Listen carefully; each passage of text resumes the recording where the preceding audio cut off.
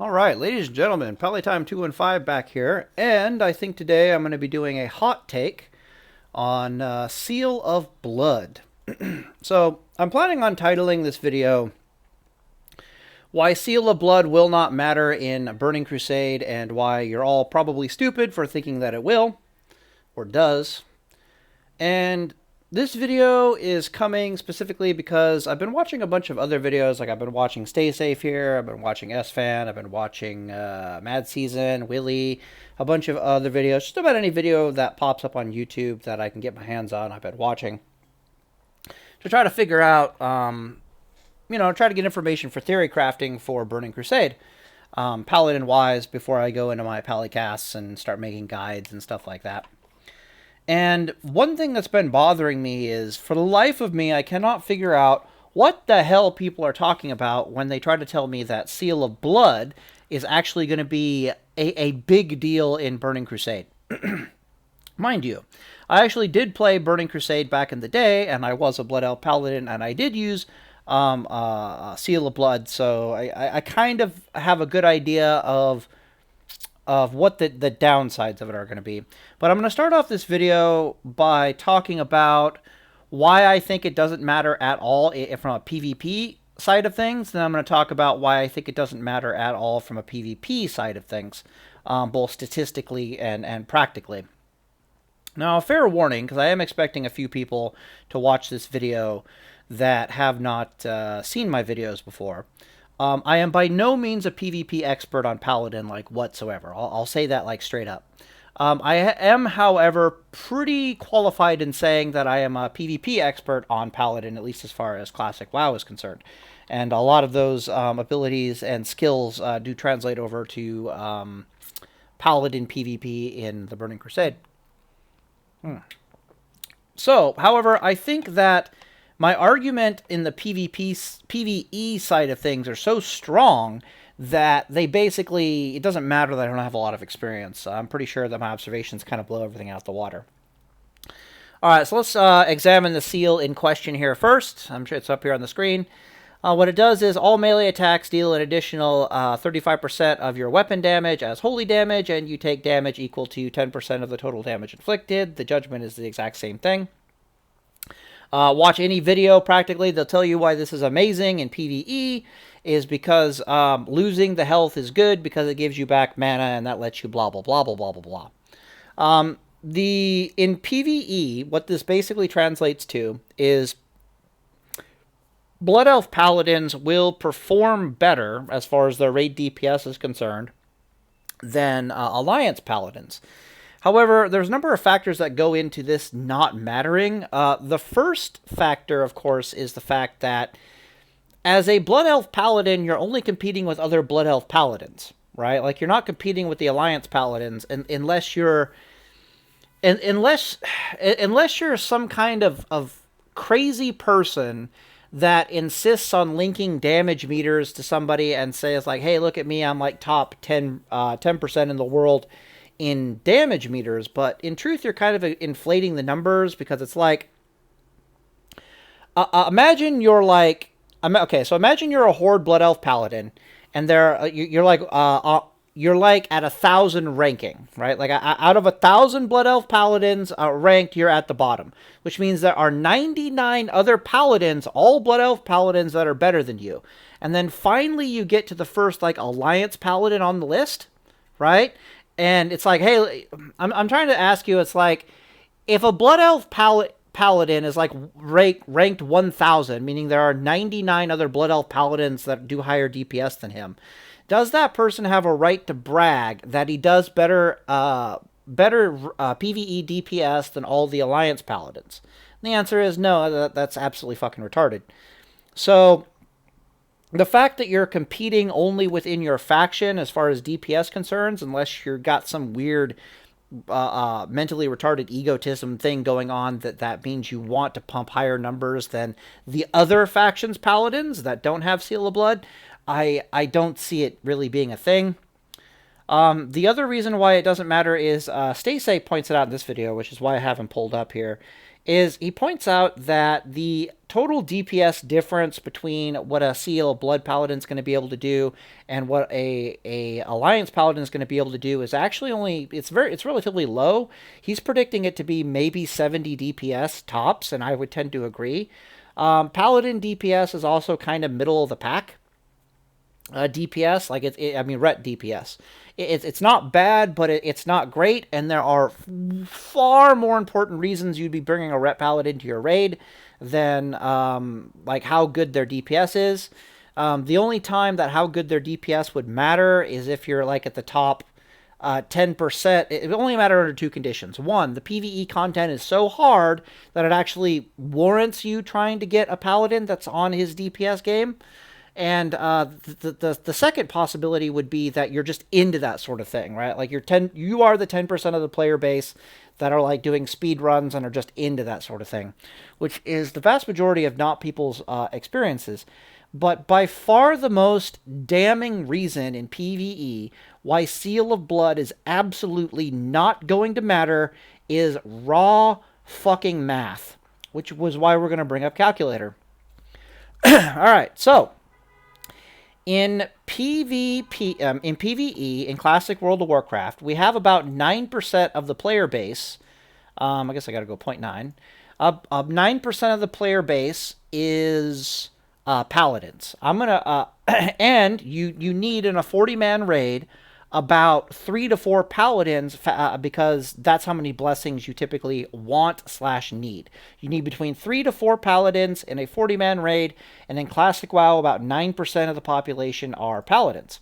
So if I go a 40-man raid and I times it, I find 9% of a 40-man raid. Really, that's.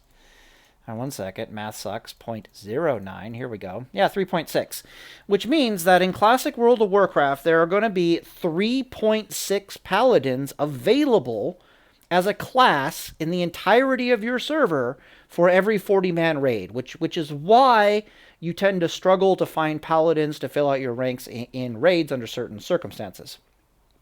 Now, the higher-end performing guilds, the guilds that a lot of these people are from that are making these videos, like Stay Safe and Mad Season and S-Fan, and who else do I want to call out? Willie might be on the list.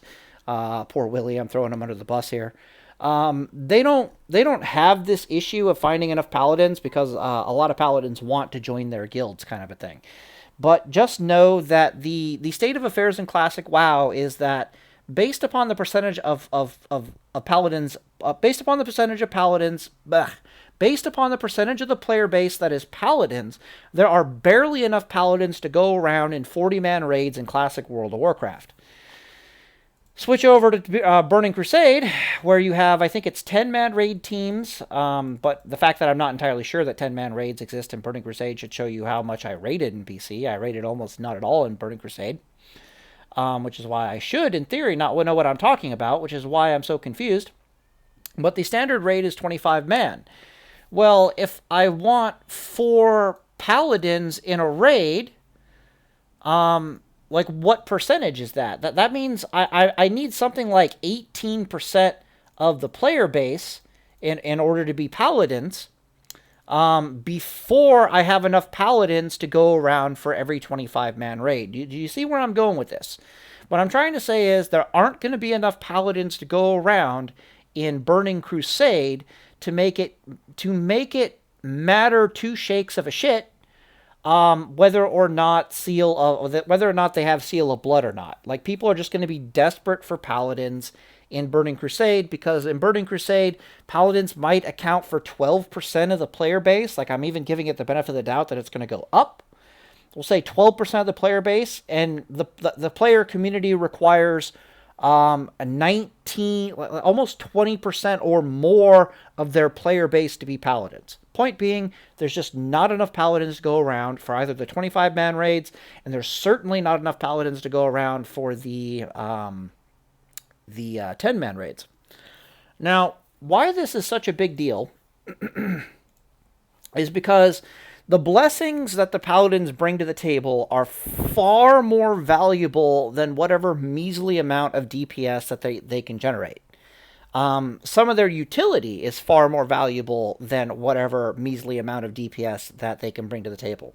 And this is also true whether you're talking about a 25-man raid or you're talking about a 10-man raid, which means you're going to be taking prot paladins, you're going to be taking Billy the dipshit whose gear is all scuffed, you're going to be taking just about any paladin you can get your hands on, because in a 25-man raid environment, their seal, their blessings alone are worth the fact that they're scuffed, is basically what I'm trying to say. And that's probably going to go 10 times more for the Alliance Paladins than it's going to go for the Horde Paladins, because of all of this weird stigma that's going around, that Seal of Blood is a big deal. So you're probably going to, it might be like 12% of the Horde player base is Paladins, but only like 8%, or probably less, probably like 7% of the Alliance player base are Paladins, which means the Alliance are going to be super desperate for Paladins, which means you have a significant amount of negotiating power as far as your gearing is concerned. So it's very likely that in PvE gearing, the Alliance Paladins are going to outgear their Horde counterparts just because of supply and demand scarcity for what is essentially Paladin raid buffs. Okay. So in conjunction, what I'm basically pointing out is you're not competing with the Alliance Paladins for DPS as far as raid spots are concerned, and you're certainly and you're in such a staggering amount of supply and demand for you just to be in the raid that they're not, a lot of guilds aren't really going to care whether or not you're Billy the dipshit or whether or not you're Super Saiyan, basically as a paladin. So, from the PvE side of things, I just don't see Seal of Blood mattering unless you're one of those psychotic players who just wants to flex on people with raw numbers. But in truth, you could play any class you want in the entire game and achieve the exact same outcome. So it's like, when I hear Stay Safe and other people say things like, Alliance, Horde Paladins are so much better because of Seal of Blood, it's like, they're outperforming the Alliance Paladins, and that doesn't matter. Because you're still going to want Billy the dipshit, the Paladin in your raid, because you need that stupid... There's not enough Paladins to go around. Okay? That's number one problem with the PvE argument side of things. There's not enough Paladins to go around, you're just going to want them. Now, the reason why I think this stigma is existing in the community right now is the people that are making the videos are all these top-end players, right? Like they're the 20% of players in PvE content. And they take things like parsing and all that other stuff kind of seriously. So they're not going to feel the pressure of a scarcity of a certain class in the game, and they get to kind of be pick and choosy about whether or not they take this Ret Paladin that does 10 more DPS than this other Ret Paladin type of scenario, right? They can afford that.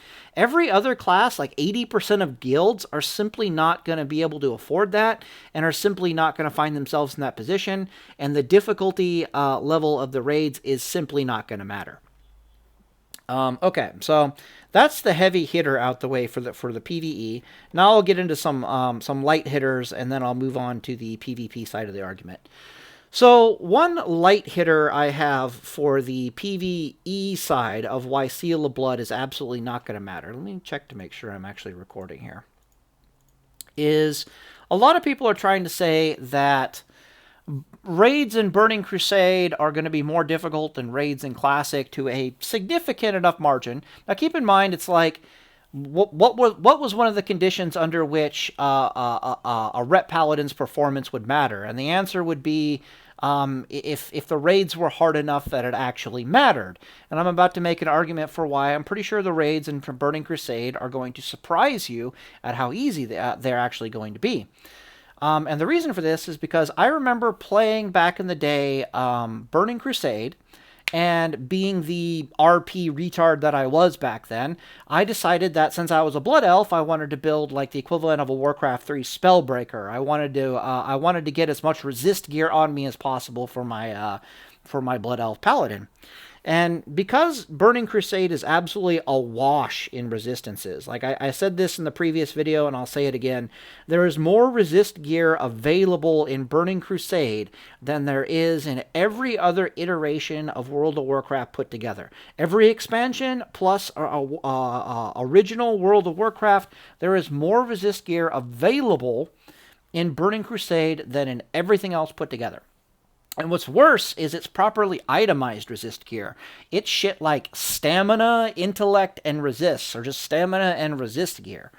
And what I discovered going into raids, basically being a prot paladin that specialized in resistances, was that a prot paladin with resistances combined with a warrior tank or some other main tank that specialized in physical damage reduction will actually trivialize the shit out of the raid content. Because there's a lot of debate going around where it's like, oh, Paladin TPS is terrible, right? Or Paladins can't made raid tank because their TPS is not as good as warriors.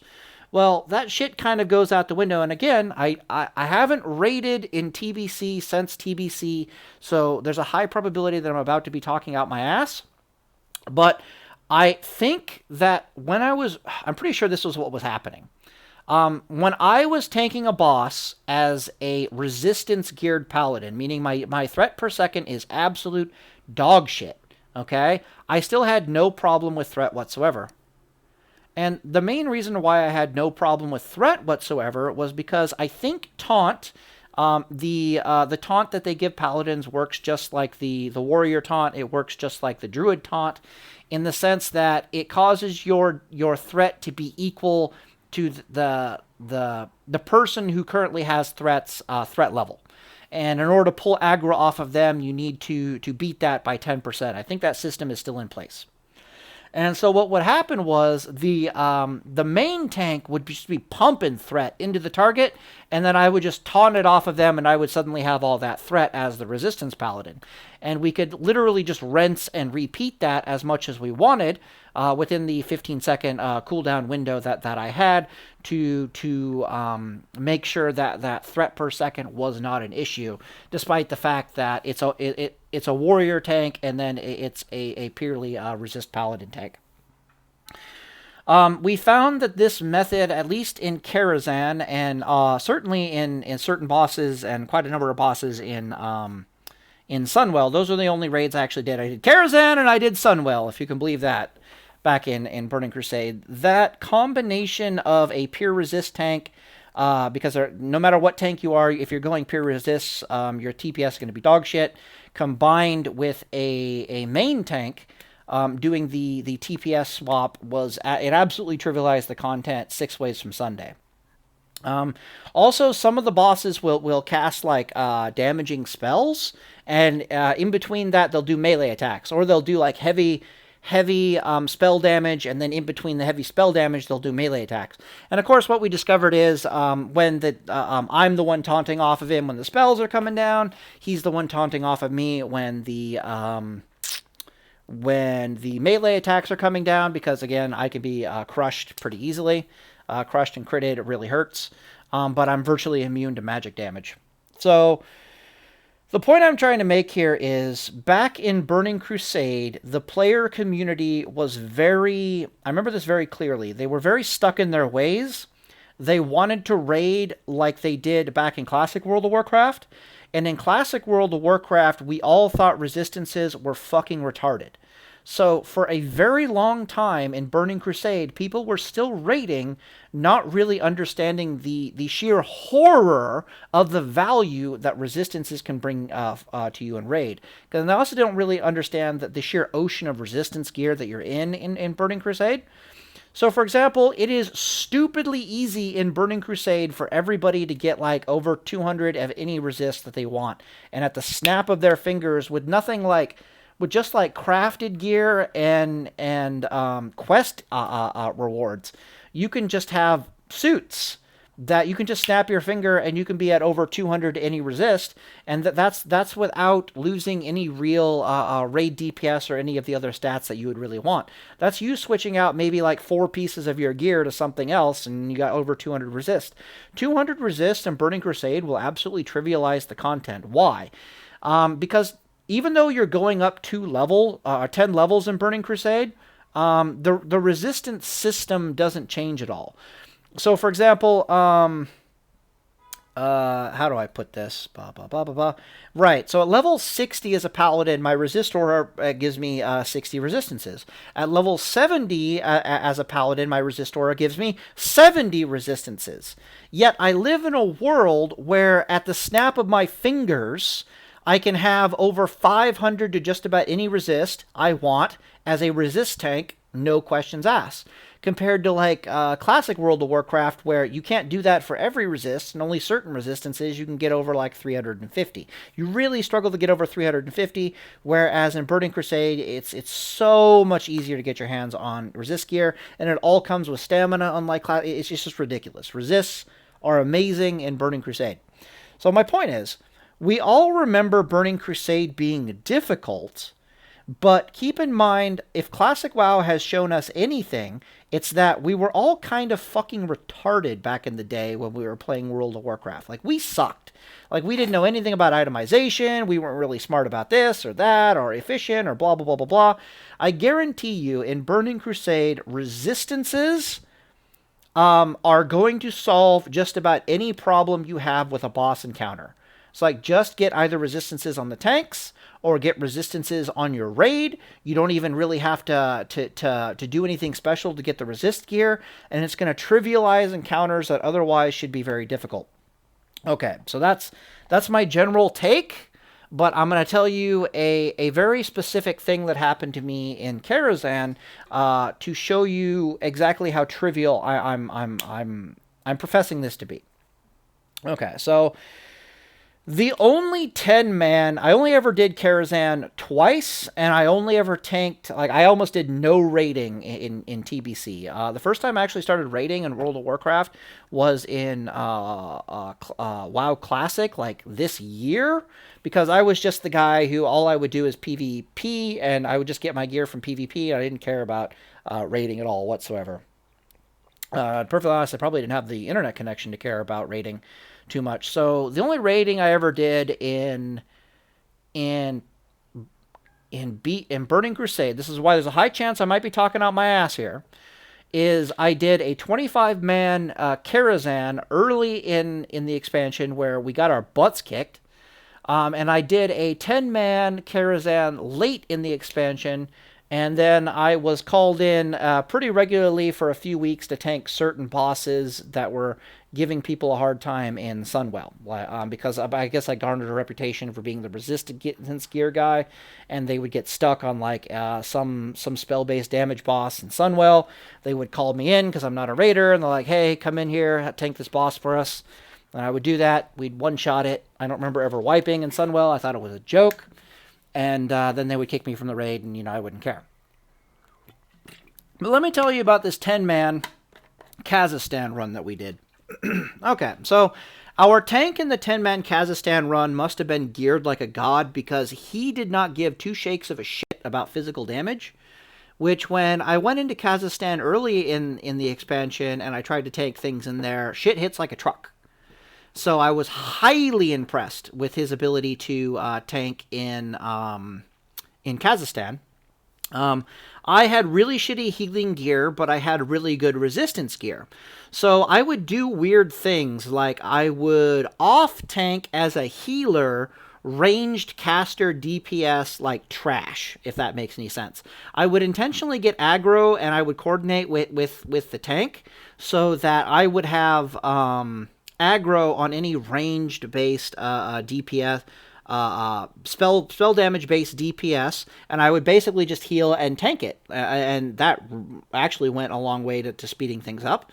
If anything was melee based magic damage, then it was Paladin. it was me front and center, and I'm just the main tank all of a sudden as far as trash is concerned. We ended up getting our absolutely face rolled by a number of bosses in Kazakhstan that were magic damage based. And eventually I started proposing that I would tank them. You know, they laughed at first because that was the community at the time. But every time every time they put me up to tank a magic damage based boss, we would one-shot it. That was kind of the theme of this Kazakhstan run. We'd wipe once or twice trying to do it with the traditional tank, which didn't really have any resistance gear. We'd get our butts kicked, and then I would tank it as being able to snap my fingers and have over 400 any resistance tank, and it would be kind of a joke. I remember the Archmage in there gave us a little bit of a problem because he or she, I can't remember, would switch between like blasting you with spells and then meleeing you every now and then. And the spells would do nothing, but the melee would take out sometimes like 2/3 of my life, which is horrifying. But once we got the rotation down between me and the tank, where I'm taking the spells and he's taking the melee attacks, then we didn't really have a problem. But the moral of the story is what happened on the final boss in Kazakhstan. To give you an idea of the level of trivialization we're talking about here. We two-manned the final boss in Kazakhstan over the course of 20 minutes. And I'm not kidding. Because what happened was, I had heard tales about how hard the final boss in Kazakhstan was, about these fucking infernals that would come down and pulsate fire damage everywhere. So when I went to do that boss, I absolutely did not fuck around with my gearing, and I got over like 550 fire resistance. Well, what I discovered during the course of that fight was if you get a high enough resistance, it doesn't say on your character things like resist, resist, absorb, resist, resist, absorb, absorb, resist. The absorbs would be you resisting like 50 or 75% of the damage, and then more like 75% of the damage, and then your blessing of sanctuary ends up absorbing the rest of the damage, and so you get like it says absorb rather than resist. Resist is when you fully resist the spell. I was expecting that to be the case. I was expecting that I had such high enough fire resist that I was just going to be it was going to be a stream of resist, resist, absorb, resist on my character. That's not what happened. What happened was instead it just kept saying immune. Immune, immune, immune, immune, immune, immune, immune. I was immune. I had enough fire resistances that I was immune to the Infernal's pulsating fire damage.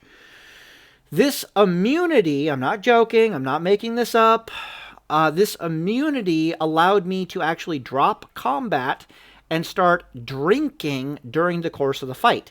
Keep in mind, my healing is absolute dog shit when I've got, 550 fire resistance, but it didn't change the fact that I was able to drink during the course of the final fight in Kazakhstan because I had stacked so much damn fire resist that apparently I'm now immune to the fire elementals or the immolators, and it doesn't matter.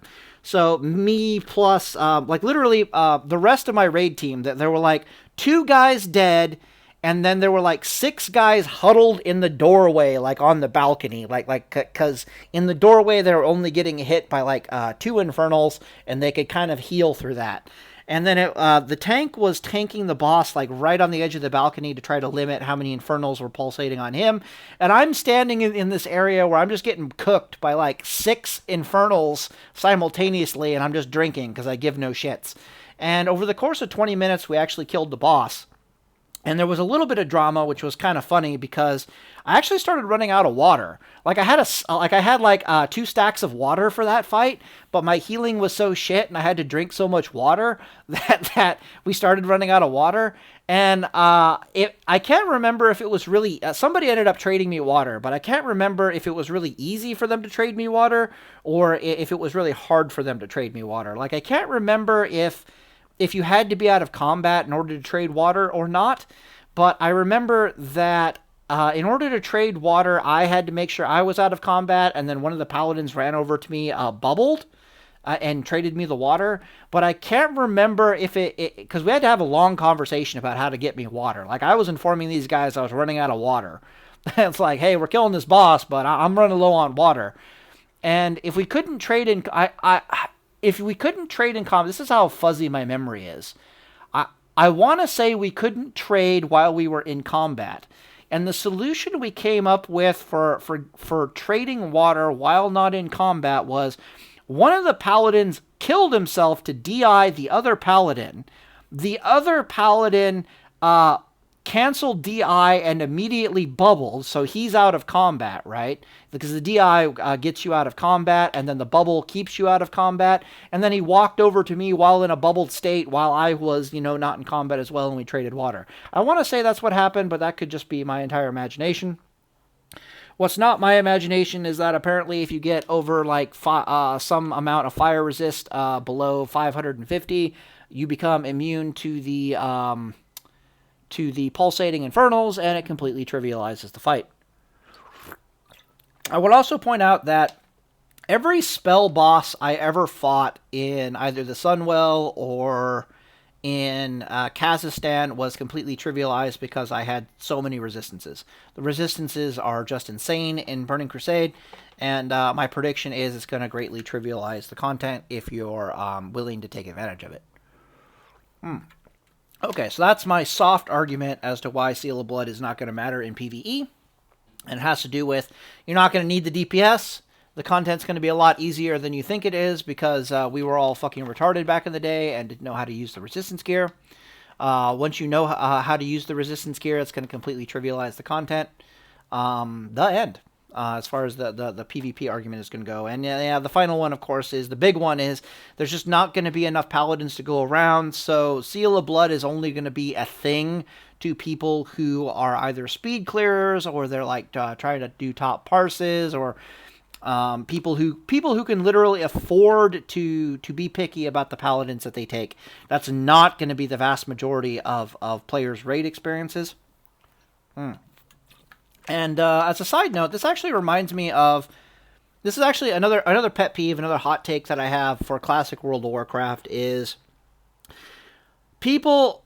All these videos that they keep complaining about how world buffs trivialize the content are likewise out of touch with reality. Right? So the same people that are telling me that Seal of Blood is going to be a thing are the same people that are currently telling me, or have been telling me for a long time, that raid buffs in classic World of Warcraft are a big thing and that they trivialize the content. And the truth of the matter is... 31 minutes, okay. The truth of the matter is that these people are in... You could call it an elitist bubble, but really what they are is they're in a we don't suck bubble, if that makes any sense.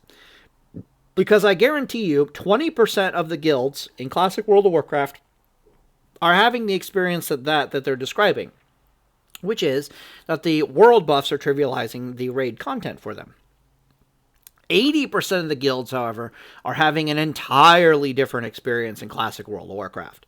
And our experience is that Billy the Dipshit causes our world buffs to go away pretty quickly, so we find ourselves clearing the content without the world buffs. Like, the end. Like, that is the situation.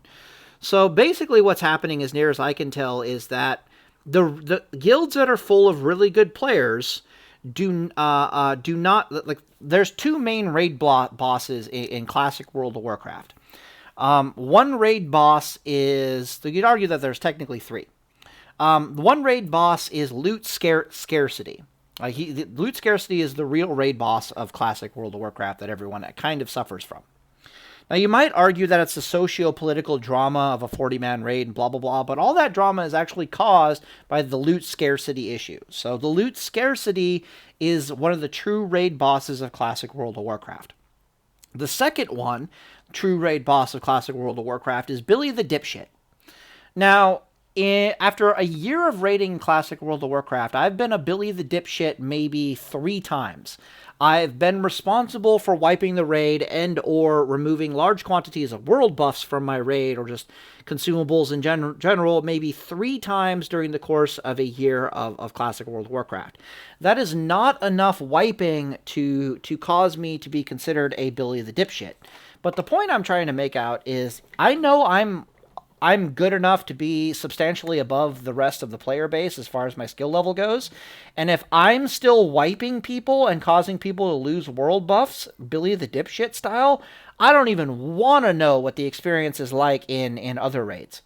Okay, so what I'm trying to explain is, if you're like the top 20% of raids, you're not going to suffer from any Billy the Dipshit type scenarios, which means you're probably going to go the entirety of a raid with the vast majority of your world buffs intact. And the vast majority of your world buffs being intact is going to completely trivialize the content for you. I 100% agree. But the vast majority of guilds player experience is that our raid buffs do not last past maybe the first 3 bosses in a raid. Other than Molten Core, but I don't know why you're taking world buffs into Molten Core. I'll give you an experience of what happens in my guild. So my guild is not bad. I would consider them to be like 70% good, right? We got some dumbasses, and but the majority of us are pretty damn good. However, what happens every fucking time we go to Blackwing Lair is that some rogue or some warlock cannot handle going Super Saiyan with the world buffs. They can't handle that level of power with the world buffs threat-wise on fucking Valistraza. So either our entire raid wipes with the world buffs, and then we one-shot Valistraza without the world buffs, like this is what happens. We don't suck. Or like half our raid gets annihilated on Valistraza, losing like half the world buffs, and we down her anyways because, again, we don't suck. And then, of course, later on, you might have like a Billy the Dip. You might have some guys die here, some Billy the Dipshit moment there. Fireball might get Billy the Dipshitted, and half or all of us get wiped. Yeah, let's say half of us die on Valistraza, and then we lose like another 10 guys on Firemaw, for example, which is pretty typical of not top tier guilds.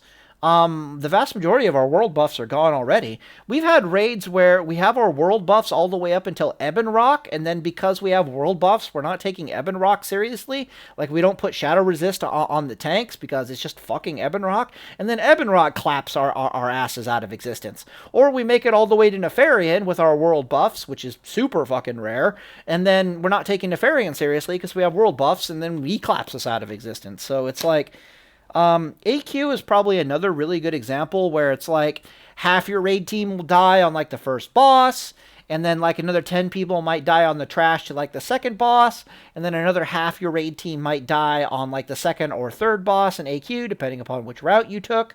And by that point, all your world buffs are gone. So below a certain point, and I would say it's about 20%, 70% and below of the raids in Classic World of Warcraft are experiencing the content without world buffs, purely due to Billy the Dipshit causing us to lose all our raid buffs.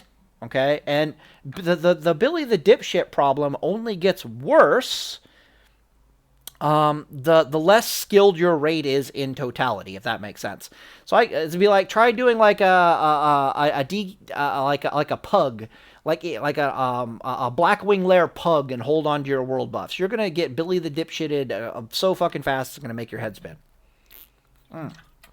So, why do I bring this up?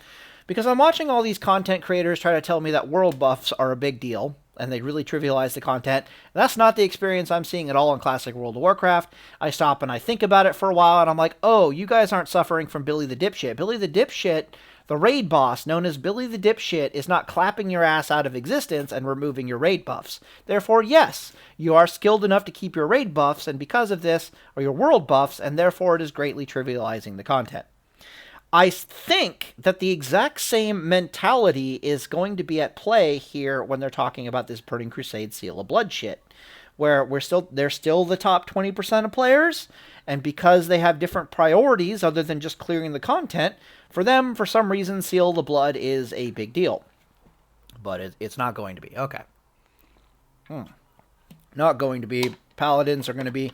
They're not going to suffer from the Paladin scarcity problem, and they can actually be picky about what paladins they take, and they actually care about the DPS that they're doing because they either want to parse, or they want to do speed runs, or they want to get like a world first or server first and blah blah blah blah blah. They want to flex, and so it's kind of important. All right, so that's the PvE side of things. Probably like the 40-minute mark. Yeah. And now we'll talk about the PvP side of things, for which I actually made a visual aid. Okay, so this is the actual part that might take a while for me to talk about, because this is the actual part that I know a thing or two about, other than the PvE stuff. All right, first off, I've gotten a lot of people who talk to me. I'll make my defining statement. My statement is that Seal of Blood and PvP is not going to matter for shit. It's actually not really very good in PvE, and you guys probably don't know what the hell you're talking about. I'll predicate this also by saying that the vast majority of the Paladin player base are absolutely... words kind of fail me here. It's like 90% of the Paladin player base are unskilled PvPers. And I'm not talking like as far as pushing the buttons are concerned. I'm not talking about as far as their gearing is concerned. They can't get the gearing right, and subsequently they just kind of, or they fail in the talents, they fail in the gearing, they fail all over the place. So when I hear the Paladin community try to tell me that such a thing is good in PvP, such a thing is bad in PvP, experience has taught me, both on the private servers and playing classic World of Warcraft, that no, you guys probably don't know what the fuck you're talking about. So I'm very, very skeptical of anybody trying to tell me that this is good versus this is bad, when I know for a fact that the Paladin player base itself, they're not very good at testing things, and they're not very good at knowing what's good. The whole reason why I'm making guides is because I know this. I'm trying to help them out, but... Anyways, let's get to it. Alright. PvP stat priority. Alright, so I've been getting a lot of people, they talk about, like, they want stat priorities for Paladins, as far as PvP is concerned, because I do PvP guides, not PvE guides. Stat priority is not a thing that technically exists on, as far as Paladin gearing is concerned in PvP. There is no stat priority in Paladin PvP. There is only a very short checklist. And that checklist goes in order: are you alive and not dead? Can you catch it? And then lastly, can you kill it? If you are missing any one of these three things, you are a shitty Paladin. And technically, you're a shitty PvPer in general, right? Like warriors, for example. Warriors, particularly in classic World of Warcraft, they don't have a problem killing things. They got massive amounts of DPS. They don't have a problem with hit points or defensive capabilities. Like, they have more hit points than a Paladin. They got really good survival capability. Where warriors really struggle is, can they catch it? And the answer often is no. And this is also why warriors in classic World of Warcraft, if they get any kind of support to help them achieve number 2, like can they catch it, they start becoming murder death machines. Because they achieve all 3 of these checklists, and subsequently they start murdering the crap out of things. So this is your PvP stat priority, as far as your gearing is concerned, for Paladins in PvP, 100% unquestioningly. Are you alive when you should be dead? Can you catch it? And then can you kill it? Okay, so let's talk about how Seal of Blood fits into all of this versus like Seal of Command and Seal of Vengeance and Seal of Justice and Seal of Righteousness, and then the theoretically Seal Twisting, Seal of Blood, and the Seal of Command, and yeah! The answer is, Seal of Blood sucks a dick on the first one of these because, it hurts you. And it actually hurts you for quite a considerable amount. So, in my experience playing Burning Crusade using Seal of Blood, even if you're catching heals as a Paladin using Seal of Blood, Seal of Blood is, on average, is going to mean that you have about 10% less hit points to work with at all times as a Paladin. Just by the dint of using Seal of Blood. If you're alone for whatever reason using Seal of Blood, then that number will spike considerably. See if I can find Stay Safe's video here where I got it pulled up. So yeah, so it's telling you that you're taking 10% of 35% of your weapon damage, health equal to 10% of the total damage inflicted. Yeah, so you're taking 10% of your damage. I think I got a screenshot here. Let me just check to make sure. So I'm not talking out my ass here. He's got some observation here. So that's a melee hit. This is Vengeance, or this is Blood. Okay, that's a melee hit. Come on, do it. Ah, fucking clowns. Bam! Blood or vent? It's got to be blood. It's a blood elf. Minus 200 from the blood or minus 150 from the melee hit. Come on, give it to me. Hit him again. Okay, so it's minus 200. This fucking guy just took 200 hit point losses for smacking with Seal of Blood. All right. I'll actually do a mathematical calculation on this. Screw it. Okay, so I think Ret Paladins and Burning Crusade, they're very, very lucky if they get like 1,200 hit points. Let's lowball it a little bit and say you're about 1,100. That's probably like 11,000 hit points. Divided by, or is it 200 divided by 200 divided by 11000 equals, yeah. So you took, is that almost 2%? Am I looking at this right? Okay, yeah. 200 times 50. Oh, it is. Okay.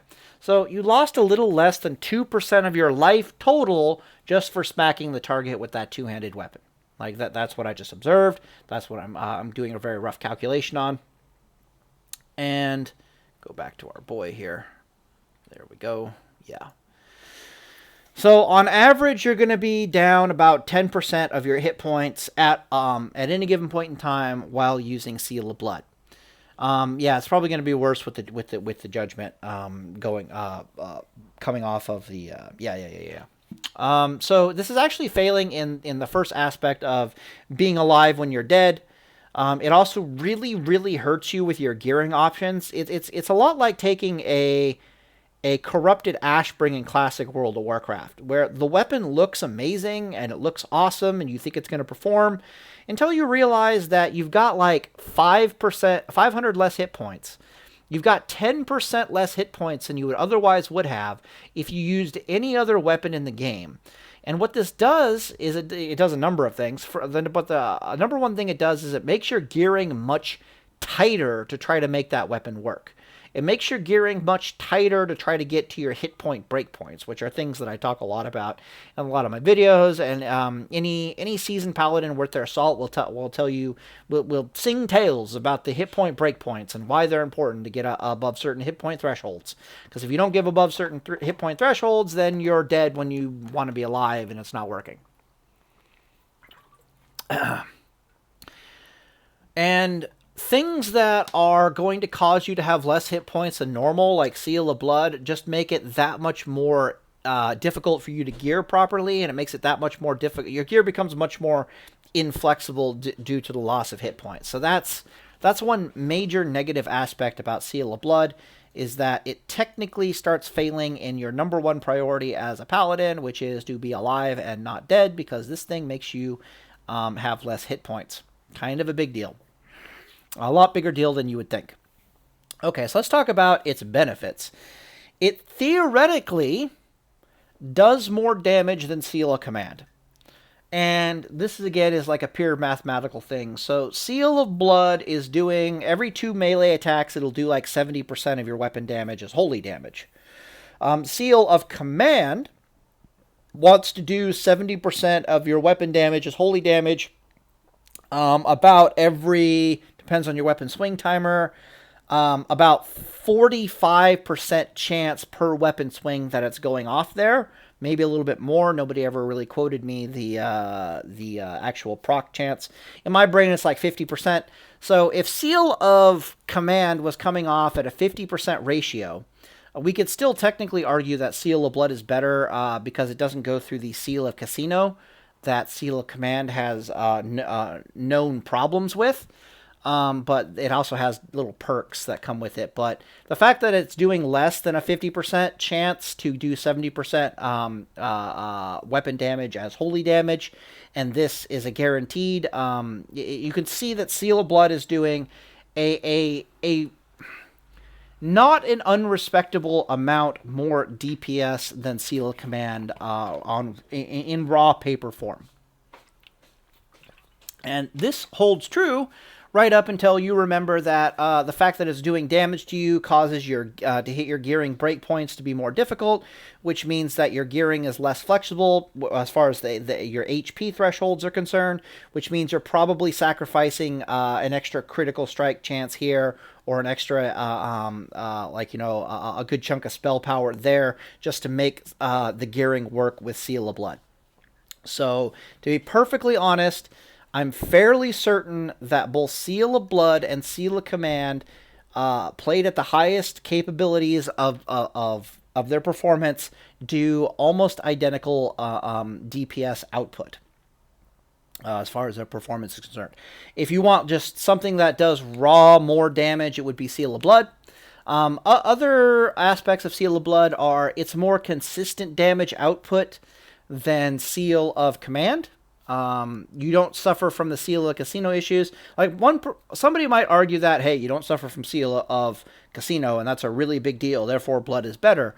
But then I would counter that with the fact that you're suffering block, dodge, parry, and miss with Seal of Command also means that Seal of Command is an additional melee attack, which means that it procs certain things that proc off of additional melee attacks, such as Hand of Justice, for example, or such as Maelstrom trinkets, or any kind of proc-based anything shenanigans.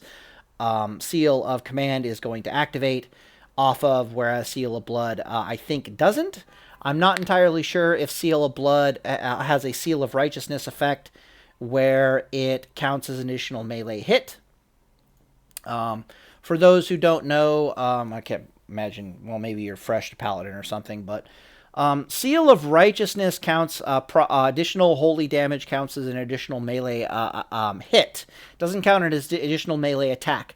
This means it procs anything that is not that procs off an additional hit, but it won't proc anything that requires a melee attack to proc, such as Maelstrom Trinket, such as Seal of Seal of Justice, not Seal of Justice. I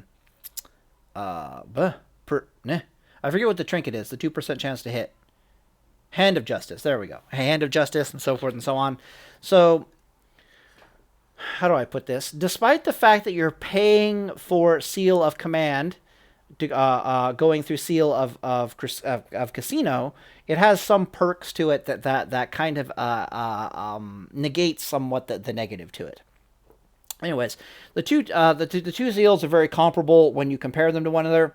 Another major advantage to Seal of Command over Seal of Blood is that you could argue this is a negative or a positive, but in truth it's actually a positive, is that it's very temperamental or very variant. Like Seal of Blood is very consistent in its DPS output because it doesn't go through Seal of Casino, and it also it's a 100% proc chance. Seal of Command is very temperamental in its performance. I'm also not entirely... Well, I guess Seal of Blood actually does crit. So that's kind of nice. Because if you crit with the weapon, then it in fact crits, but then you just lose more HP, and it's... Ugh. So that brings us up to our other visual aid, which is right here. And this is a complicated topic, but I'll try to summarize it in case I'm boring you to death. The summary is that variance in your damage is a good thing, and it becomes a very good thing if you can get multiple rolls at the dice of it over the course of a PvP engagement. So we're going to talk a little bit in depth about this. So ideally, everyone agrees that ideally, as far as we're moving on from Are You Alive to Are You Dead to, I guess I should talk about a little bit about Can You Catch It? But we'll talk about that at the end. Now we're moving into the Can You Kill It? We're analyzing Seal of Blood versus Seal of Command from a Can You Kill It perspective. We've already analyzed the comparison between Are You Alive and Dead perspective. Seal of Blood is definitely a negative in this category. Now we're arguing for just how much of a benefit it is from a DPS perspective.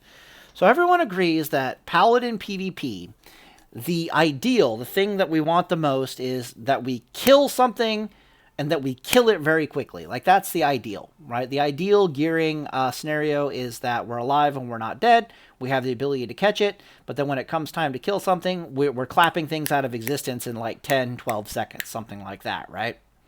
However, if this is not possible, if you cannot achieve these two things and then achieve this as well, a kind of flow chart starts happening where all you have other options on the tables to still get the job done, but they're not ideal. One of these is that you kill it fast, but only sometimes. This would be like your deep ret paladin in classic World of Warcraft with Seal of Command, and this is also going to be the experience you're going to have with deep retribution paladins in Burning Crusade. And that is that sometimes they're killing things really quickly, right? Like sometimes the RNG comes in and then you kill it fast sometimes. But the majority of the situation you're going to find yourself in is that you're killing it fast sometimes and then slowly every time. That's the final conclusion. The other gearing path option is that you kill something slowly every time. This would be your one-handed time on target style paladin where you're just kind of slowing the shit out of them. They can't get you off of them, and you're beating them to death over the course of about 30 seconds. So for example, Deep Ret Paladins Classic World of Warcraft, their time to kill will range from like 10 seconds of time on target to like they need multiple jousts and they need like 30 or 40 seconds to kill them. Whereas the one-handed variant, once it's on top of you and it's pulling the trigger on its offense, you're going to be dead in about 30 seconds. Like almost every time, dead in 30 seconds. They don't really have a fast clapping capability unless you're like a Holy Reckoning. But they definitely have the one-handed, I'm just going to grind you into pulp, and there's not much you can do about it. This also leads to... okay, so let me tell you why Variance is awesome. Okay, so this first one up here is you not really having any variance. This would be Ret Reckoning in Classic World of Warcraft. Ret Reckoning in Classic World of Warcraft, their Rec Bombs are so deadly that... despite the fact that there is substantial variance to how much damage their Rec Bomb is going to do, it is a very rare Rec Bomb indeed out of a geared Ret Reckoning Paladin that does not clap another class out of existence. All right? Very rare indeed, which means that they can kill things and they can kill them very quickly. Your deep Ret Paladin in Classic World of Warcraft, on the other hand, is in a scenario where they, depending upon how they gear, if they put on spell power gear and they do the one-handed style, they can kill it slowly and they can kill it every time pretty damn effectively. But if they're going the two-handed style, their game is going to, due to the variance of their performance... right? Because they're going to have varied performance using Seal of Command. I'm bringing this up because we're going to talk about them using Seal of Blood. When they use Seal of Blood, they have far less variance in their combat performance. But that's not necessarily a good thing. They kill things fast sometimes due to the variance. Command may or may not proc. Command may or may not crit. Their white attack may or may not hit. It may or may not crit. They may or may not get two command procs when blah, blah, blah, blah, blah, blah. A lot of variance with their play. However, they get multiple jousts, right? Deep Ret Paladins are designed to do a jousting playstyle. So they run up to their target, they beat on them a little bit, they look at how the dice roll and the RNG is going. They decide whether or not they want to heal or disengage and or pull the trigger on some offense. And they get to roll the dice and their variance multiple times over the course of a fight before they basically have no more chances to roll and they die. A good example of this would be when I'm playing Holy Reckoning in Classic World of Warcraft versus a mage. I know for a fact that I can get 4 full Rec Bombs on the mage before I will eventually run out of mana and die as a Holy Reckoning Paladin. So what this means to me is that if I can get enough variance on my gear to kill a mage in one of those, let's say 1 in 3 Rec Bombs, or 1 in 4 Rec Bombs is statistically going to kill the mage due to the variance of its performance. This makes me an actual viable counter to...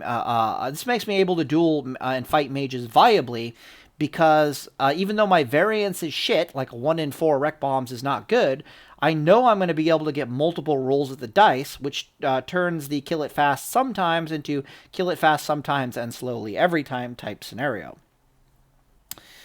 What am I talking about here? I'm talking about the value of I'm probably not doing a very good job. The value of variant. The value of variance on your combat performance if you get multiple connections / chances to perform with that performance. Because you might be varied, like the jousts are varied for Deep Ret Paladin, right? The Wreck Bombs are varied for me in my performance as a Holy Reckoning Paladin. But if I get multiple jousts or I get multiple Wreck Bombs on the target, the multiple rolls of the dice counteract the variance, and suddenly it's a spike of damage that will kill. And it's the spikes of damage that are lethal. So variance is causes this roller coaster performance. Sometimes you do really well, sometimes you do really poorly. Most of the time you do averagely. But if you can be durable enough that all you need is that spike, you just need to wait, and you're rolling enough dice that you just need to wait for that spike, and you can kill inside that spike, you are a very efficient killer. You're in this scenario where you'll kill fast sometimes, and you'll kill slowly every time, because you're using that variant combat performance to your advantage. This is something Seal of Blood doesn't really have. So Seal of Blood has variance in that it can critically strike, right? However, resilience is a stat in Burning Crusade, and resilience doesn't reduce the amount of damage you take by 1% like it does in other iterations of the game. Resilience, specifically, on top of other things, reduces your chance to be critically hit. So you're going to find that critical strike chance is far less valued in Burning Crusade, and it's far less of a source of reliance for variant damage performance that you can compound with your durability and subsequently your multiple rolls of the dice. Because if you're durable enough and you keep doing the can I catch it, am I alive, can I catch it, you're going to get multiple chances of can you kill it, and then you just need the variant performance to spike for you and you'll clap something out of existence. So Seal of Command is very good in PvP in Burning Crusade because it's not really reliant upon the critical strike chance for a performance. This is also something that private servers, I think, got wrong. Again, I didn't play TBC private servers, but I know they got it wrong in Classic World of Warcraft, so I have to assume they got it wrong in TBC as well. Could be wrong about that. Is that they put an internal cooldown on Seal of Command in Burning Crusade, which meant that... what the hell am I trying to say? It meant that Seal of Command could only really proc, I think, like once every other auto attack. Or maybe it could proc... I don't recall it being able to proc like every auto attack kind of a scenario in private servers. But I'll just leave it there. What I'm basically trying to say is that Seal of Blood does more damage. Let's go back to the... Seal of Blood will do more damage than Seal of Command on average. It is far more consistent in its performance than Seal of Command is. However, if you have the durability to roll the dice to make connections with your target multiple times, which the Deep Ret Paladin is very much going to have in Classic World of Warcraft because it is a Deep Ret fucking Paladin and they live and breathe jousting. They got Bubble to heal themselves off of. They have Repent to close the distance. They have Repent to heal off of. They got Stun. They got all kinds of other things. Yeah, you're going to get multiple connections. You actually don't want consistency as a two-handed Deep Ret Paladin trying to kill things. You actually want a variance in your performance. That way you can roll multiple dice against the opponent. And all you need is, you're looking for the spikes. And when the spike happens, it claps them out of existence. And that's how you kill things. You're also going to end up in this position where, even though Seal of Blood is more consistent and it does more damage, there's going to be classes that and scenarios that you just can't kill them with Seal of Blood. Because you can't kill them with Seal of Blood, it's going to take a while to kill them with Seal of Command. But due to the variance, at least Seal of Command has the chance to effectively kill them. So the point is, there's actually very little variant damage output with Seal of Blood due to critical strike chance being nerfed. And if you have the variance in your damage performance compounds with durability and the ability to make multiple connections with your opponent, to roll the dice multiple times. This is a massive advantage that Seal of Command has over Seal of Blood, and it should absolutely not be underestimated in its ability to actually kill motherfuckers, to put motherfuckers on the ground in World of Warcraft, both in Classic and in TBC. If you had Seal of Blood in Classic World of Warcraft, it would probably be better in a Wreck Bomb. Well, yeah, definitely. It would be definitely better in a Wreck Bomb than a than Seal of Command. But for a Jousting Paladin, you wouldn't want Seal of Blood, and you would want Seal of Command for the reasons that I'm describing. It doesn't hurt. It doesn't help at all that it's got this massive issue with the gearing and the less stats. It's not a good seal for PvP as far as the two-hander goes. So the story of the two-handed is under the vast majority of circumstances, you're probably going to be better off with Seal of Command. There will be some circumstances where if you know the consistent DPS damage output is sufficient and you don't want to take the risk for Seal of Command, you're better off going Seal of Blood. That's going to be a super outlier scenario. Other scenarios where it might be good are if the target you are fighting against has stacked defense gear out the wazoo, trying to make Seal of Casino they're playing into Seal of Casino being an issue for the Command Paladin. That's actually also a pretty outlied scenario under the vast majority of PvP circumstances, especially in arenas. And under those conditions, Seal of Blood is not bad, but Seal of Righteousness is much better. So this leads into the one-handed. Like, what does Seal of Blood look like for one-handed? Well, one of the major advantages of Seal of Blood, theoretically, is... Oh, right, we need to talk about seal twisting, I suppose, before I move on. Alright, so seal twisting is its own thing. So you might be thinking to yourself, hold on a sec, Palatime. Seal of Blood is going to be way better in PvP than either Vengeance or anything else, because you're going to be seal twisting Seal of Blood with Seal of Command over like Seal of Righteousness or any other seals. And that's going to be where the effectiveness truly lies. Like rank 1 Seal of Command, and then I don't think it comes in ranks, and then you just Seal of Blood, right? That's what we're going to do for PvP, and I don't know what I'm talking about. All right, well. Go watch any high-level Paladin PvP video. Right, like go watch like a Lori the Paladin video, go watch any highlight Paladin PvP video, go watch any rank 14 Paladin PvP video, and try to count how many times you see them seal twisting. And the answer is, we don't really seal twist. Watch any Palicast here, talk to Jakova, talk to Talrain, talk to any Paladin who knows what the hell is going on, or an experienced PvPer, and we will tell you that seal twisting is actually not really a thing in high-level Paladin PvP. And I'll bring that up because seal twisting might be a thing in the lower levels of PvP, but if you're really looking to push your Paladin, like ranking in Arena or something like that, know that the higher you go up in levels, the less valuable seal twisting is. Seal twisting is effective under very specific circumstances, and the major reason for this is because you absolutely cannot afford to be... It's a global cooldown issue the vast majority of the time, and it's an attention issue under the vast majority of other circumstances. So you absolutely cannot afford to be caught in a global cooldown when you're pulling the trigger on some offense.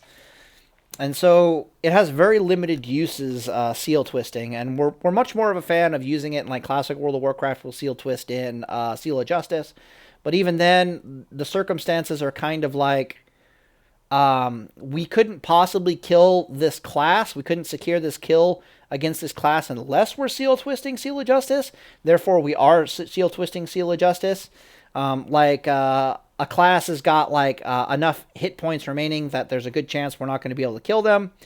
When classes are hard casting against us, we'll do some seal twisting. So let me explain why. Let me explain why. So on private servers, I think it's our judgment. On private servers, our judgment was on a global cooldown. So casting a judgment of anything on private servers would cause us to go into a global cooldown.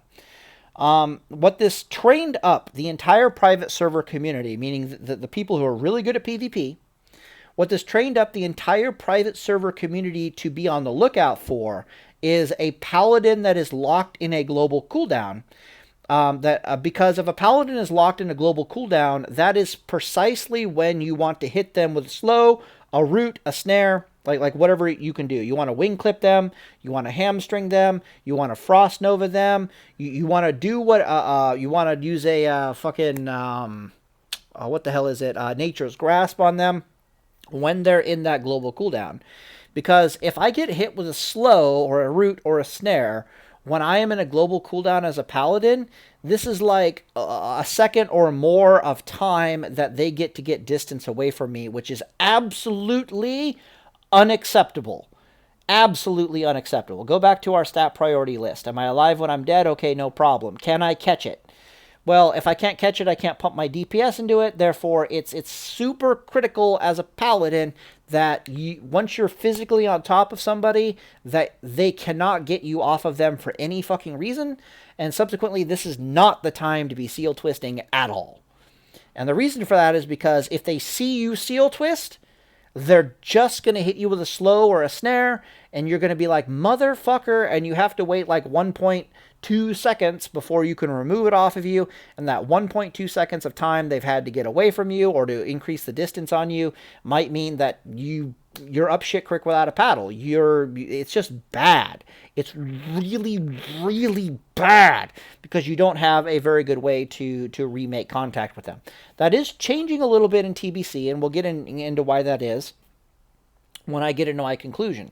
But know that the primary reason we do not seal twist is that Drakova talks about this, Talrain talks about this. When I watch other Paladin PvP videos of high levels, they're not seal twisting, and I know why. And I know why is we absolutely cannot afford to be on the GCD. Other weird things that'll happen are like, what if I'm planning to bubble like a death coil? Right? Like, let's talk about a class that doesn't really have a slow, even though they could throw a Curse of Exhaustion on you when you're in your GCD, but it'll stick to you anyways. So let's talk about like a class that doesn't have a GCD, like a priest. My bad. A class that does not have a slow to use when you're in a GCD, like a priest, or like a warlock. If I run up to a warlock or a priest, let's say I'm planning on using bubble to shrug off the first fear, right? Or the first death coil. That's my plan. My plan is I'm on top of you. You ain't getting me off of you. I'm going to bubble the first fear that comes out of you. I'm going to bubble the first death coil that comes out of you. I ain't going anywhere, motherfucker. And then you start seal twisting. And again, this community has been trained to be trigger finger happy on hitting you with a CC when you are in a global cooldown. This is also one of the reasons why we don't judge under these circumstances. Oh, no, actually we can judge now. I totally forgot. But yeah, so back in the day, our guides would say, don't judge under these circumstances because it'll put you on a GCD.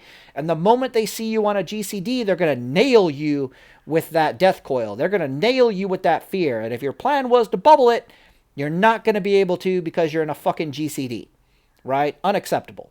So seal twisting isn't a thing under the vast majority of circumstances because we just cannot afford to be in that GCD, and it becomes much more so the case under like battleground conditions where all kinds of things can be flying out from everywhere. Like a frost mage might Nova. He didn't Nova for you, he Nova for somebody else, or he might get hit with a slow or a frost shock or something. It's just bad. The other reason why it doesn't come out is it doesn't fit very well in like a typical Paladin burst cycle. So it's like, when I burst on you, I want to 6-second stun you. I want to put my auto attack into you, like 6-second stun, global cooldown, auto attack into you. And then after the global cooldown, I can't GCD because I'm on a global cooldown. That was my one auto attack. After the global cooldown, what do I want to do? I want to judge damage into you, and I want to put consecration on the ground. Okay, well, now I'm in another global cooldown. Now I need to recast my seal. That's another global cooldown. By this time, there might not be... but my next auto attack is coming through because I've gone through a global cooldown from the stun. I've gone a global cooldown from the consecration. I've gone a global cooldown from the seal twist. Yeah, there's no time not seal twist, for recasting the seal. There's not a chance. So the first two auto attacks that are coming out of me, there was no opportunity to seal twist there. It's only on the third auto attack that I even have the opportunity to seal twist. And that's the situation happening. I'm only getting out that third auto attack because either I'm a Blood Elf Paladin and I've used my 2-second silence ratio to help bridge the gap from the 6-second stun to the second auto attack, which is something I will point out. The ratio, far more than Seal of Blood. The PvP ratio on the Blood Elf Paladin is far more impactful for helping with the clap.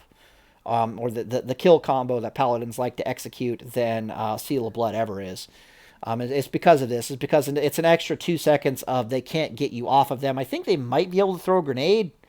Maybe, don't quote me on that, but they can't get you off of them, which is a far more bigger deal. Or you threw a grenade on them. So you stun them for 6 seconds, and then you threw a grenade, which allows you to get out that... am I wrong about this?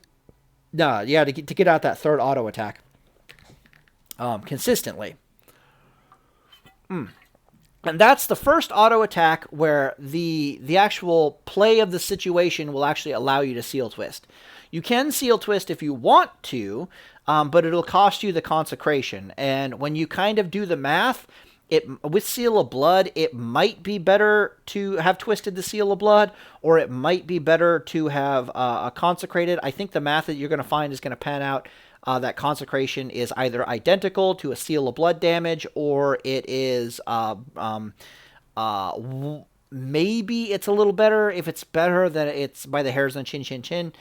It's just not a thing, guys. And you're also risking being in that... well, I suppose you're not risking being in a global cooldown in those circumstances. So it's just hard to fit in, is what I'm saying. Where seal twisting is a thing is if your opponent is hard casting on you. But under those circumstances, you're kind of better off doing other things. So, like, if you're on top of a warlock and the warlock is... they don't have... they don't have an instant cast hard CC such as Death Coil, and they're hard casting a Shadow Bolt into your face, now is a good time to seal twist, because they don't have anything to punish you if you're on a global cooldown. So that is a good circumstance to seal twist.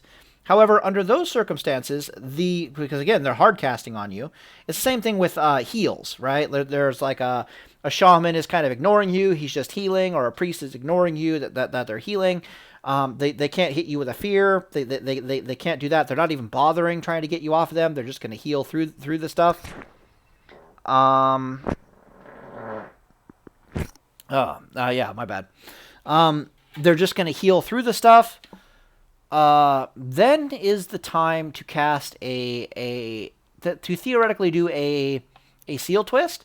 But under those circumstances, by far the most efficient seal twist, the one that you really want to do, rather than Seal of Blood, unless Seal of Blood is literally going to kill them before they get the cast off, is Seal of Justice. Because it is far more valuable to try to get the stun off from Seal of Justice, the extra 2 seconds. Because the extra 2 seconds is going to be, almost like 2/3 of another swing, not 2/3, like 60% of another swing timer, right? So it's technically DPS because you're getting another swing time, more swing time into the target. You interrupted a spell cast. Yeah, they charge it up for like a second. You get off the 2-second stun. Yeah, that's almost it's a free spell cast. And more importantly, you didn't get blasted with a spell, so it's like a heal. So it's like an additional melee attack that you get that you probably would have gotten otherwise. but at least you're not getting blasted, so it's like you healed yourself. It's far more impactful to Seal Twist the Seal of Justice over the Seal of Blood under those conditions. Not to mention Seal of Blood, even if you did it, would hurt you for like, 2% of your life, 4% of your life if it critted. And it's just like, what are you doing? So, Seal Twisting, Seal of Blood, I'm putting my foot down right now. It's not going to be a thing in PvP. Some people will try to make it work, and they're going to probably try to say that it's decent. And no, I don't see it, man. I just don't see it. Anyways, that's the two-handed scenario that you're looking at right there. As far as Seal of Blood is concerned, its pros, its cons, why I think it's not really going to be a thing. So the next thing about Seal of Blood in PvP is that one of its major advantages, theoretically, is that you can be in full melee DPS gear, like physical DPS gear, suddenly decide that you want a consistent holy damage output, and swap to a sword and board, and then rather than use Seal of Righteousness, you can use Seal of Blood, which will scale with your gear over the Seal of Righteousness. This is 100% true, and it is a very good and very practical use of Seal of Blood. However, the combat conditions under which you're going to be finding yourself doing this are benefiting from this are very rare indeed. The vast majority of the time as a paladin, especially as a physical damage dealing paladin, you want to stay in two-handed mode as often as possible, and the only time you're going to be going sword and board is if you're being forced to begrudgingly.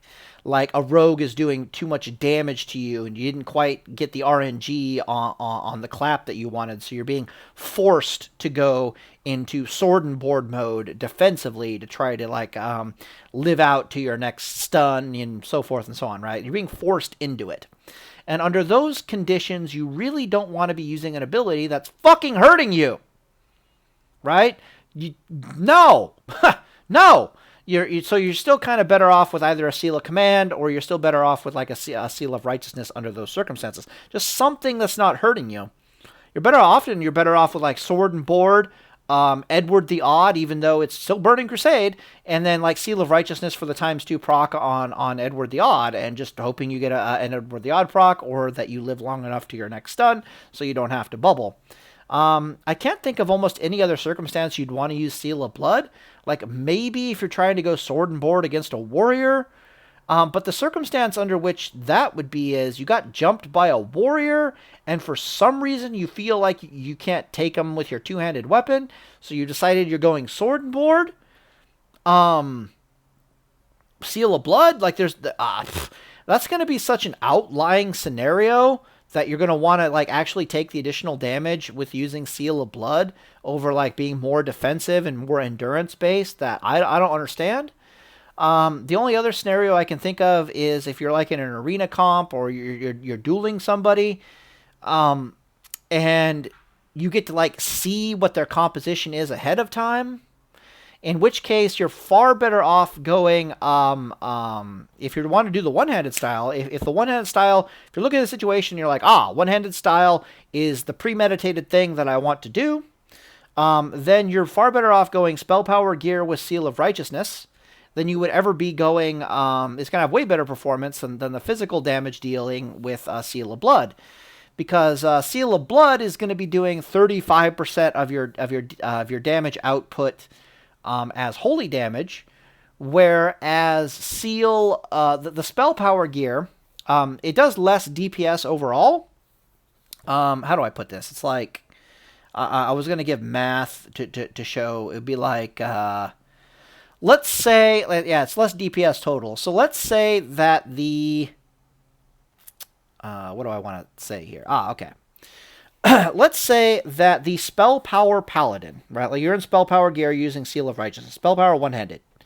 Spell power one-handed paladin, he does like 100 white DPS, okay? You do about 60%. If you're doing 100 white DPS as the spell power paladin with Seal of Righteousness, you're going to be doing about 150 spell power damage with Seal of Righteousness. It just tends to play out that the spell power one-handed paladin does about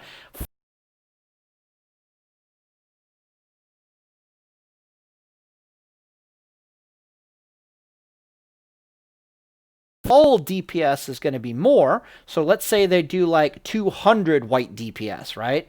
And then you can convert like then they'll have like 35% of that converted into spell power DPS. So they're going to do like 70% DPS as spell power damage.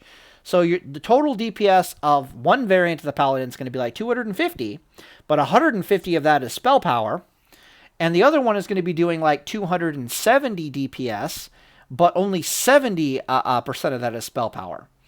Under the combat conditions where you've decided I want to go sword and board, there's a really good chance that you're going sword and board specifically because you want to do more holy damage than you're doing physical damage, and Seal of Blood is not your go-to seal to accomplish that by any fucking stretch of the imagination. Just like Seal of Command is not your go-to seal to accomplish that over Seal of Righteousness, even for Ret Reckoning and Deep Ret Paladin, who have that option over Seal of Righteousness under those conditions. So the only circumstance would be like maybe against a rogue, because a rogue is the only class that I can think of that is not heavily armored, and subsequently you don't mind doing a metric shit ton of physical damage and a relatively low amount of spell damage. Compared to like fighting a warrior or a bear druid, where you definitely want the 150, you want the massive amount of spell damage coming out of Seal of Righteousness. Seal of Blood, however, when you're fighting rogues, fucking hurts you, right? And rogues hate nothing more on a paladin than them having more hit points than they can deal with. So if you're using Seal of Blood against a rogue, the rogue might be thanking you. Also, rogues hate variant damage output on the paladins. They hate being clapped out of existence. So the rogues really don't like Seal of Command. Maybe you could argue that Command, it hurts Command a lot fighting a rogue because of Seal of Casino. I could kind of see that. But what we saw in Classic World of Warcraft is that when the rogue is stunned, they can't dodge. So this means from a clap potential perspective, you're probably better off taking Command over Seal of Blood, you know, the whole variance thing, multiple rolls of the dice, blah, blah, blah, blah, blah. So even from a one-handed use perspective, I'm not finding any real good uses for Seal of Blood other than the very outlying situation where I'm a two-handed paladin, I'm in two-handed gear, and oh shit, I need to go sword and board. Let's do that, but that's going to be such a rare circumstance. I'm just not seeing it in PvP. I'm literally not seeing it in PvP. All right, so the last thing we need to talk about is, come on, show it to me. There's supposed to be Seal of Blood and Seal of Vengeance. Ah, here we go. Seal of Vengeance. All right. So unlike Seal of Blood, Seal of Vengeance is actually fucking useful in PvP. It's somewhat useless from what I hear in PvE, but from PvP, Seal of Vengeance is fucking amazing. I'm actually looking forward to having Seal of Vengeance. Now, the reason for this is because, and I really should have listed this out, but I didn't over here, is Paladins, I'm actually going to pause the video and do it real fast, but what I'm about to list out here is that Paladins have 3 major weaknesses in our PvP toolkit. And that is that we struggle to catch things, and we struggle to keep things in combat and prevent them at range and prevent them from eating and drinking. So we struggle to catch things. We struggle to prevent people from staying in combat and eating and drinking. And the last thing that we struggle with, which isn't really known all that much, but used to be, if you listen to Watch Drakova guides or you listen to talk, is that we struggle to stop an opponent from breaking combat with us and doing things like going invisible or bandaging, right? We can't really do much about the eating and drinking thing, but another subcategory of them breaking combat with us is that they can go stealth and that they can use bandages. This is, I'm not going to pause the video. Seal of Vengeance completely fucks this in the ass, right? So it actually fixes one of the major weaknesses of a Paladin, and that is I can't stop people from going into stealth, and I can't stop people from bandaging. So what is actually going to be a thing, no fucking joke, in PvP for Paladins is that your first melee hit with your two-hander, you're probably going to want to Seal Twist Vengeance. I'm not even kidding. Command, Seal Twisted, Vengeance, if at all possible. If not at all possible, you might just accept the fact that you can't Seal Twist it and get this damn dot on this fucking thing. So 5 times, only one seal active, a Paladin, it lasts 30 seconds. Last 30 seconds. Take the damage over 15 seconds, but it lasts 30 seconds. Huh. Okay, whatever the hell that means. Anyways, the reason why this is such a big deal, and you haven't heard us talk about it in a long time, like it used to be when Drakova made videos back in the day, Drakova would talk about and show us just how important weapons like Skullforged Reaver are, even if Skullforged Reaver, even as a Reckoning Paladin. Even if you don't have any spell power ratio whatsoever for the Skullforged Reaver, which used to have spell power ratio, how amazing Skullforged Reaver was with its 30-second dot that it would put on certain classes, like rogues, for example, because it would not let them bandage, and it would not let them stealth, and that was super fucking valuable. Sometimes you use it on like hunters back in the day because, again, it won't let them bandage. Super fucking valuable. Certain hunter classes such as night elves won't let them stealth, won't let them bandage. Super fucking valuable. You could use it on, sometimes you'd use it on like night elf shadow priests in duels and PvP. Won't let them stealth. Super valuable. Well, they can bandage and they can still go into stealth, but I think they can still go into stealth. But they have to put up their like power word shield, and they might either not have that ability, or it might just be super mana intensive for them to do that. Same thing with warlocks. Very valuable to get the any kind of dot on a warlock because it prevents them from bandaging. They would have to like sack their Voidwalker in order to get a bandage in. The list goes on. Warriors fucking can't stand it. Just about every class that really wants to bandage against a Paladin absolutely cannot stand having a dot on them. And just having a dot that we can apply theoretically with a Seal Twist on demand, free of charge, even though I did list that pulling the trigger on your offense as a Paladin, there's not a very good place to Seal Twist in there. It's still going to be very valuable for you to put the dot on many a class. So Seal of Vengeance for the two-handed Paladin is going to be a thing. You will learn to love it. The reason why we didn't talk about it very much in Classic World of Warcraft, why we never talk about Skullforged Reaver dot for rogues and blah, blah, blah, blah, is because specifically Mugga Hurt was a thing. Mugga Hurt with Seal of Righteousness has like a, God, let me think. Jesus. It's like 10 and 3. It's got like a, is it like 16% chance? Yeah. Mugga Hurt's got like a 16% chance per melee swing at a 1.7 attack speed to like slow your target that they can't get out of for between like 5 to 10 seconds. Right? Like it is and with Seal of Righteousness, it would actually pump DPS. Like it was not something to be scoffed at. Mugga Hurt is so good in Classic World of Warcraft that it's actually going to be a thing in TBC. Like, I'm not even joking. It's actually going to be a thing in TBC.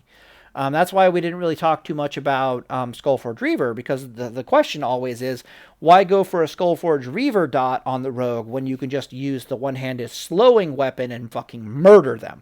Why go for the dot on the warlock when you could just do other things, like slow them and they're not going anywhere?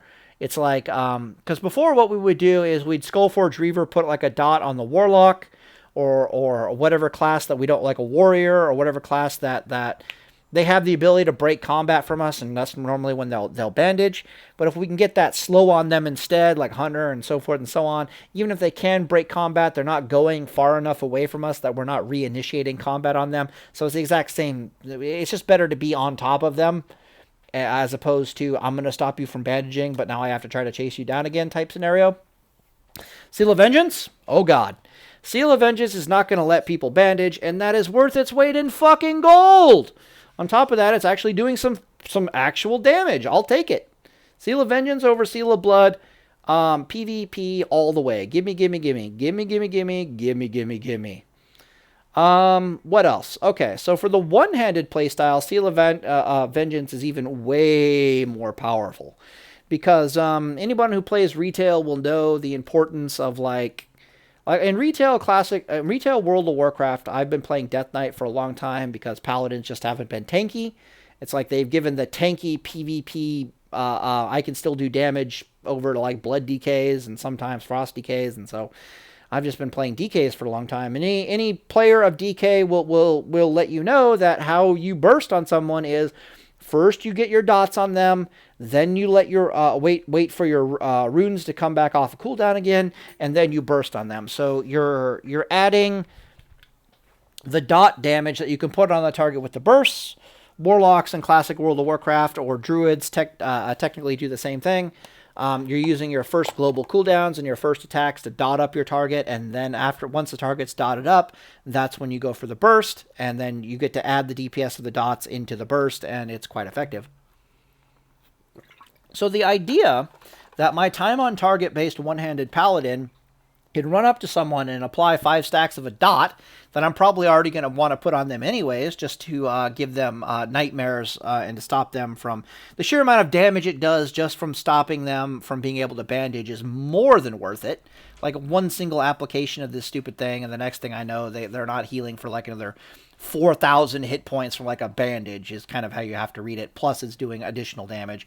So a single dot on the thing, this thing says 150, is like doing like, you know, over 4,000 points of damage. The wife is walking around. I'm trying to figure out what the hell she's doing. Nah. Anyways.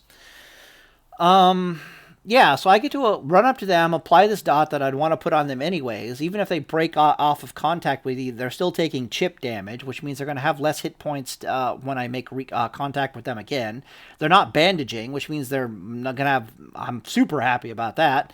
And then when I finally do pull the trigger on them for some damage, I just have this extra dot that's ticking away that I can refresh with like a seal twist when I can finally get access to a seal twist.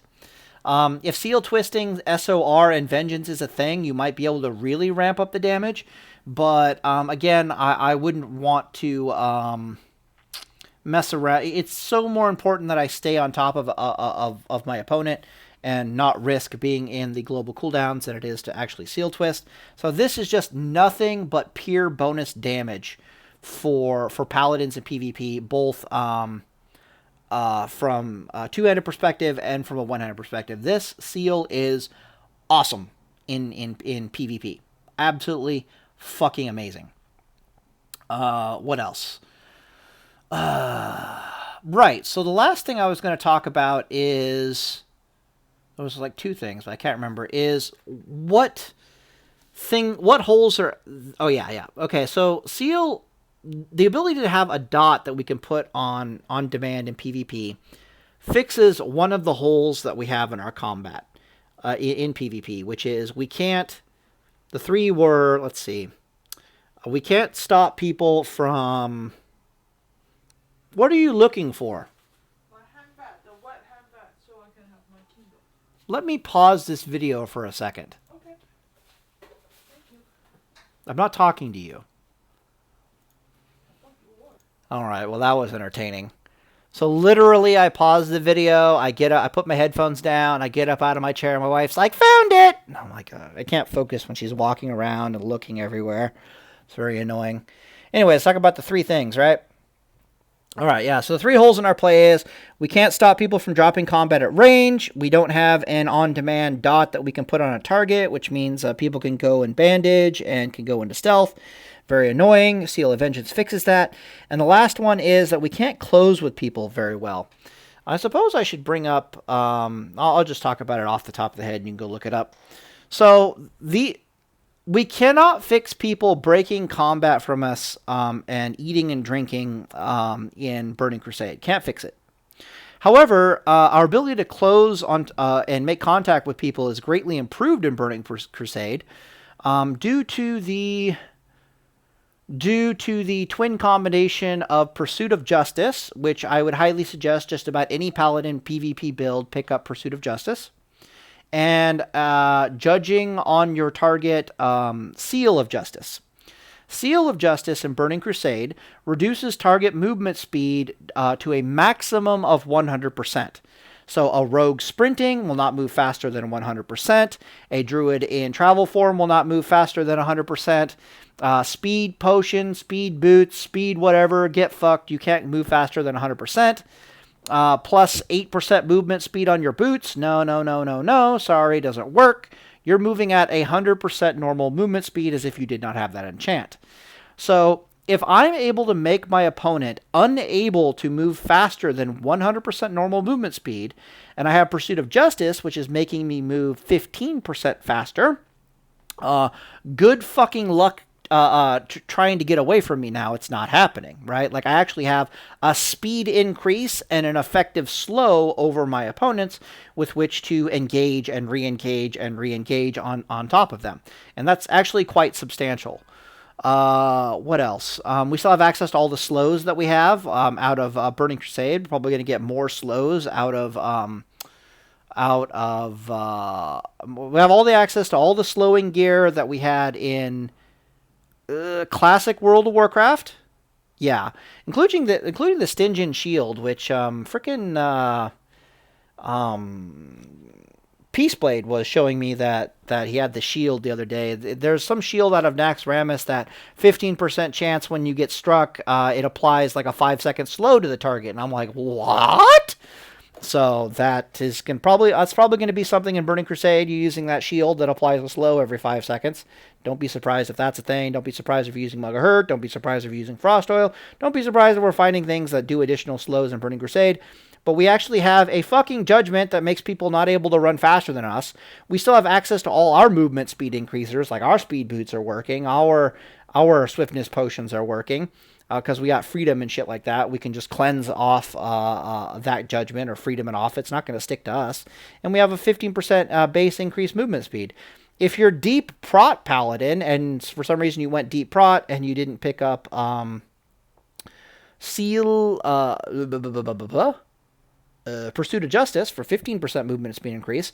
You still got the 8% movement speed increase from item enchant, and over virtually every other class in the game.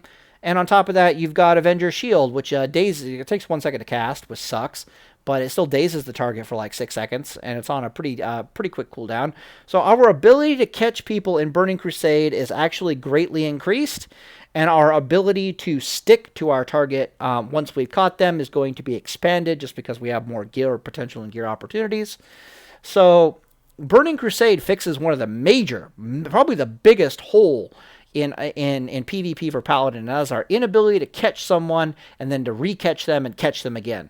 Paladins, typically, we have got like one chance to catch them off of like grenades and our 6-second stun, and maybe being using like mounted and stuff like that. And then if that fails, if they manage to get away from us, we kind of have to wait until those cooldowns are back up and we got another grenade again, or repent, or whatever. So, since the vast majority of Paladins are going to be using Repent on top of Judgment of Justice, on top of Pursuit of Justice, on top of, if they're watching our, if they have half a brain, like a bunch of different slowing items and shit, like Chilly Weapon Enchant and all that crap, people aren't getting away from us. Like, it's not happening. Seal of Blood doesn't really benefit from any of that, if that makes sense. Well, it doesn't really benefit, but my point is, it's like, how do I put this? It's,